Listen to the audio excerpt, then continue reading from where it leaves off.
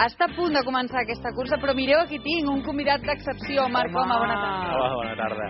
Ell serà qui doni el tret de sortida d'aquesta cursa, perquè ell és d'aquí, és veí d'Avià, aleshores hem decidit que qui millor que ell per donar el tret de sortida. Clar, ara estic pensant, una cursa disfressat, una competició d'aquestes característiques, és més dura que un Dakar. Sembla que sí. Home, disfressat de capellà... I perillosa? No, he fet de bestieses, però tantes no, I perillosa, clar, perquè si es trenca una rodeta d'aquestes... Clar. Aviam, veurem el resultat. Veurem el resultat. Bé, fem una cosa. Et col·loques tu cap allà per donar el tret de sortida, nosaltres marxem cap a baix, perquè, clar, això són uns metres que hem de recórrer, volem estar a la meta, volem veure com arriba el capellà o la monja guanyadora. És a dir, que avui no hi participes tu, No, jo no. Jo avui faig la retransmissió. Que amb el Marc com aquí em fa vergonyes. T'entenc. No pots, no n'insisteixis. No volia dir que pugés a la vorera que no aquesta cursa la fan perquè són festes majors, no us penseu. Anna, l'Olivares... De normal aquí a Avià aquestes coses no les fan. L'Olivares et diu que pugis a la vorera, que no prenguis mal, Que no t'atropelli una monja. Sí, ara vaig. Estic baixant i ara jo crec que estem ja baixeres a punt, ja podem iniciar aquesta cursa. Li faré una mena de senyal. Marc, quan vulguis, endavant, tota teva. Quin estil. Atenció, com mou les banderes del Marc Coma, quin estil, quina animació, la gent d'allà. Quin estil. Mira aquest que se li han posat les pantorrilles, aquesta monja que en realitat és un noi. Quin estil, atenció que ja tenim el guanyador!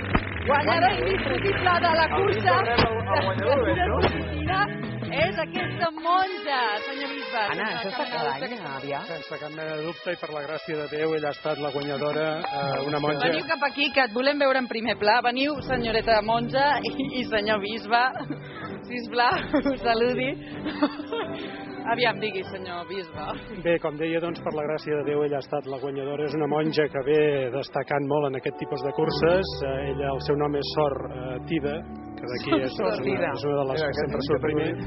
I bé, doncs, serveis de promoció. Ara que hi ha poques vocacions al nostre camp, doncs, ella ens promociona i molta gent s'apunta a la història eclesiàstica. Sor Tida, vol dir alguna coseta? Ara que ha guanyat em sembla que ha guanyat un pernil i una cadira d'oficina nova per l'any que ve. Vull donar gràcies a Déu per aquesta victòria. Per què van vestir sense no hauria estat possible. És que estan nervioses, les monges, i... En fi, jo crec que hauríeu de tornar al convent o a preparar-vos per l'any que ve. Anna. Però l'últim detall és per què aneu vestits així, que m'ho estan dient. Doncs... Perquè fa fred. Perquè fa fred. Ara té vergonyetes. Jo us explico. Perquè resulta que dintre de 2 hores fan una mena de partit de futbol en què ells van vestits de monges i elles van vestides de capellans.